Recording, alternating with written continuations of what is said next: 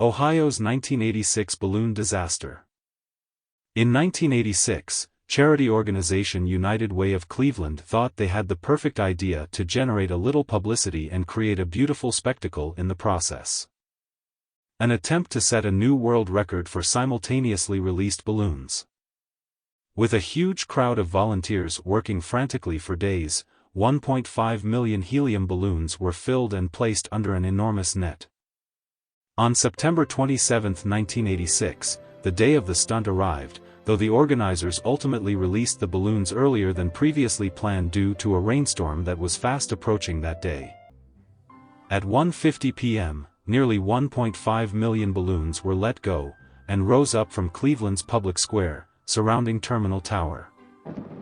With the balloons free, the thinking was that they would all stay in the air until fully deflating and returning to Earth. Regrettably, that's not what ended up happening, however. After being let go, the floating spheres of colorful helium-filled latex collided with a front of cool air and rain, causing them to fall back down towards the ground, still inflated.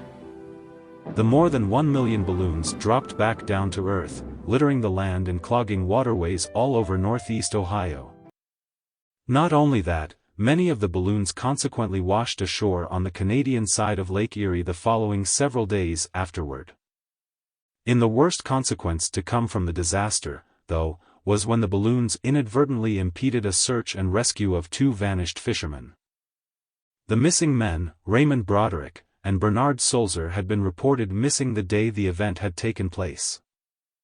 Although their 16-foot boat was located anchored west of the Edgewater Park break wall, the Coast Guard search and rescue crews were not able to find them. Since there were so many balloons scattered around, rescuers couldn't distinguish between a balloon or a person. On September 29, the Coast Guard suspended its search, and the bodies of both men subsequently washed ashore days later. The wife of one of the men later sued United Way of Cleveland and the company that organized the event, a suit that was settled on undisclosed terms.